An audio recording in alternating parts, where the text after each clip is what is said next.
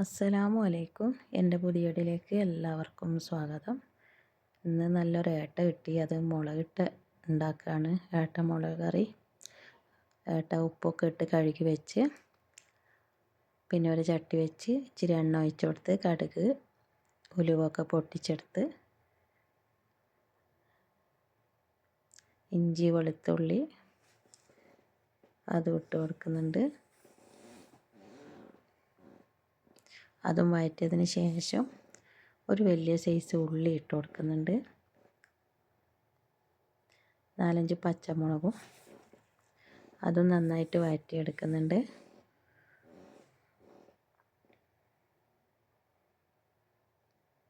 നല്ലതുപോലെ വഴറ്റിയതിന് ശേഷം പിന്നെ ഒരു 3 തക്കാളി ഇട്ട് കൊടുക്കുന്നുണ്ട്.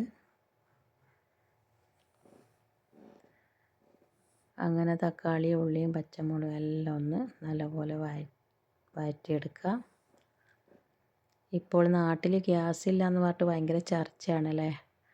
ഇവിടെയാണ് യുദ്ധം നടന്നത്, പക്ഷേ നാട്ടിലാണ് ഗ്യാസ് കിട്ടാത്തതല്ലേ. ഇവിടെ ഒരു കുഴപ്പമില്ല കേട്ടോ.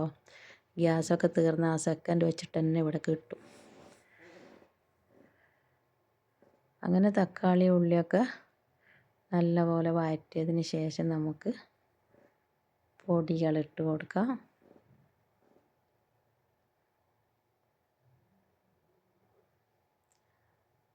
മുളക് പൊടി 1 കിലോ ഏട്ടയാണ്, അതുകൊണ്ട് 5 ടേബിൾ സ്പൂൺ മുളക് പൊടി. എരി കുറവാണ് മുളകിന്. ഇച്ചിരി മഞ്ഞൾ പൊടി,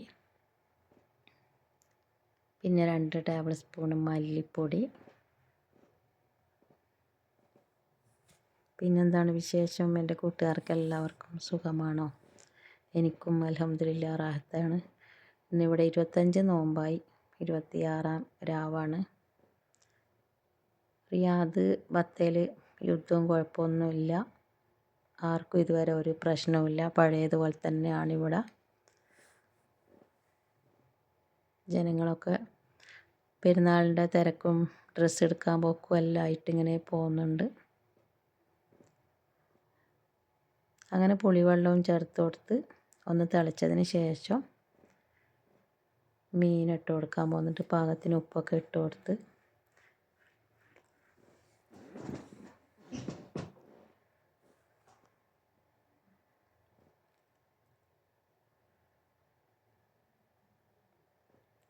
മീനൊക്കെ ഇട്ടതിന് ശേഷം ഒന്ന് ചെറുതായിട്ടൊന്ന് ഇളക്കിയിട്ട് ഒരു 2 മിനിറ്റ് ഒന്ന് ചെറിയ തീ വെച്ചൊന്ന് അടച്ച് വെച്ച് കൊടുക്കും. കറിവേപ്പിലൊക്കെ അതും ഇട്ട് കൊടുത്ത്